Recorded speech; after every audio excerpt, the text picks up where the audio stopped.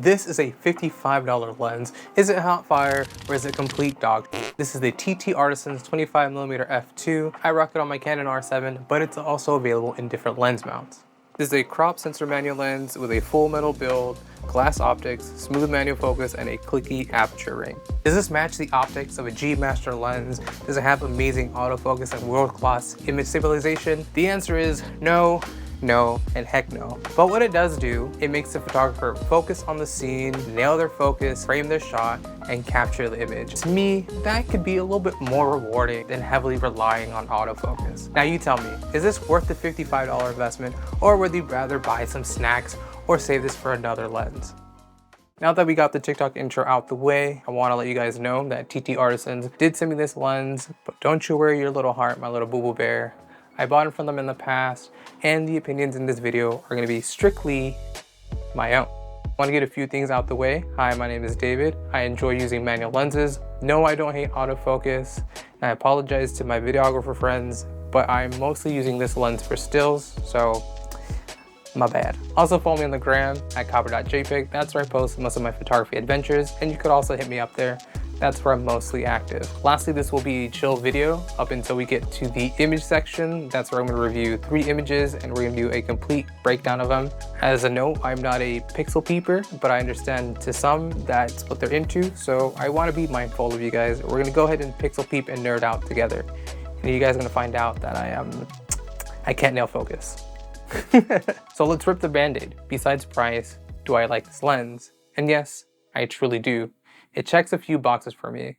It's a small form factor, I like the focal length, it's also fun, and lastly, I do enjoy the image quality.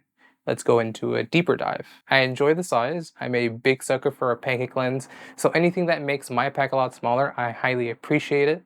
This is a 25mm lens, but because this is sitting on a Canon crop sensor camera, our field of view, or at least our field of view full frame equivalent, turns into a 40mm. So for me, framing shots is fairly easy, and so it's just in my wheelhouse. So that's why I enjoy that. Fun factor, I like a tactile experience.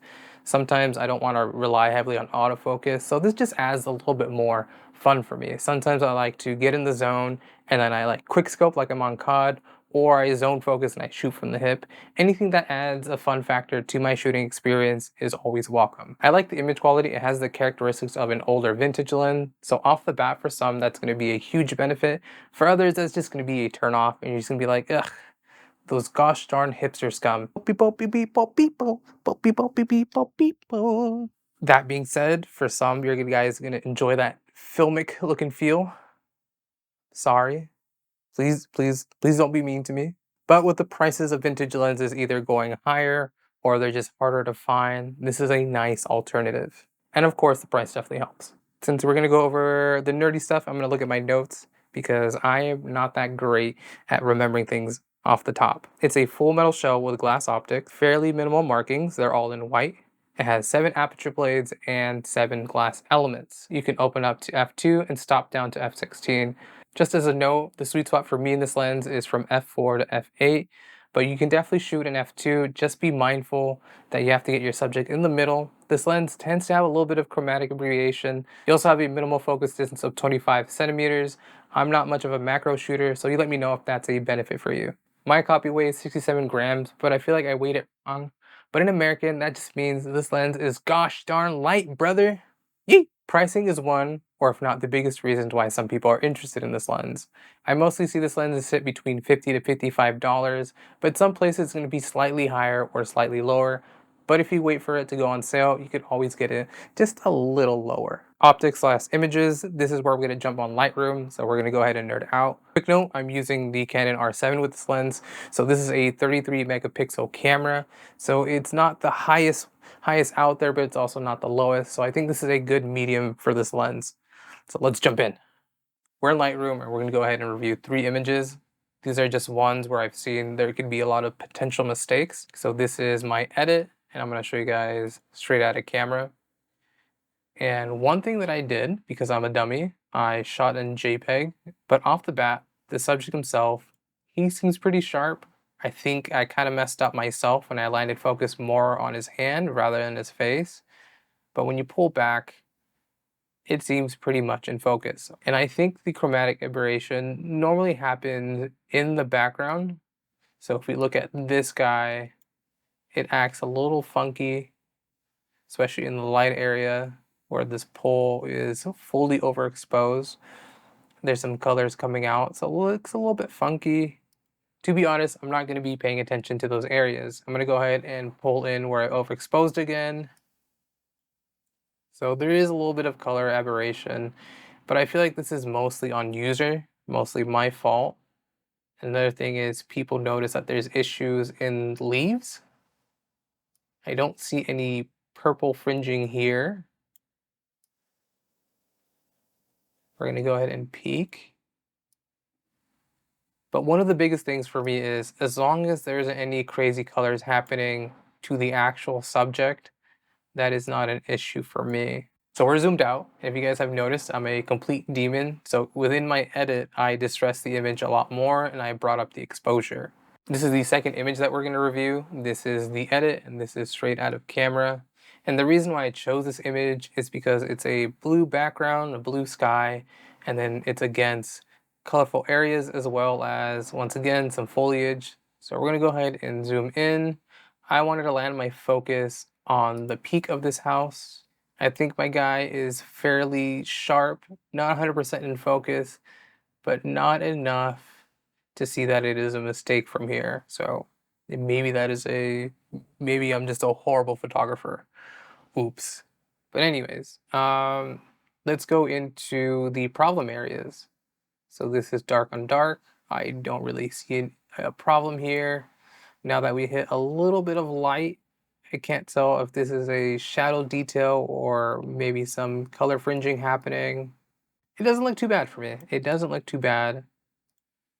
Now I'm gonna go ahead and zoom in between the color background and the wood. I think there's maybe a tiny bit of color fringing. Maybe it's just the contrast playing with my eyes. I know I shot this around f5.6 or at least f8. So there isn't really a lot of issues happening within this image. One thing though, in a previous video, people were talking about the foliage. Well, that's where all the issues come from. So I do see some color fringing a bit in this area, but it's not too bad. Or maybe it's just the green showing through. I'm trying to find if there's any purple peeking.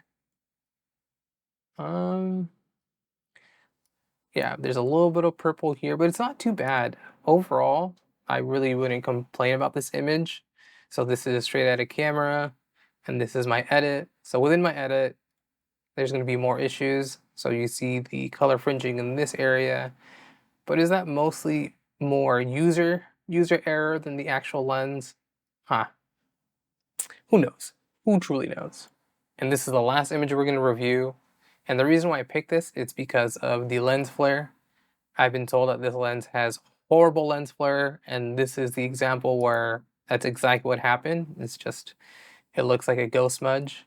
I learned my lesson earlier when I tried to zoom in. Oh my god, I did it again. But what you notice is that the subject is fairly sharp.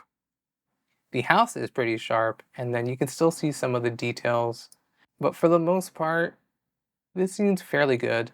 It's not going to be clinical like a G Master lens, but it's also punching above its weight right now, or at least I like to say that it's punching above its weight. Bonus image. I felt like the lens flare in the previous one didn't do it justice, so this is my edit straight out of camera. We're going to go ahead and pull in directly into the lens flare. So you can see it's a little bit funky. You can see some of the colors going a little bit crazy, but is it because it's the prism happening? Because Pink Floyd is right there? Even though the lens flare is hitting the foliage, it's not getting anything too crazy. So I don't know, I'm pretty satisfied with this image, but then here you go, there's a little bit of little purple fringing here. I can't tell if it's just the lens flare hitting the glass. But yeah, not too bad. In conclusion, this isn't the best lens nor the worst lens. What's more important is the photographer behind the camera, or in this case, in front. So now that I showed you guys the images, it's up to you to decide whether this is a keeper or it's a big no, nah, nope. With that being said, my name is David Cabra. Hope you like and subscribe, and I'll catch you guys next time. Bye, my friends. Bye. Bye. Bye. I'll see y'all later. Bye.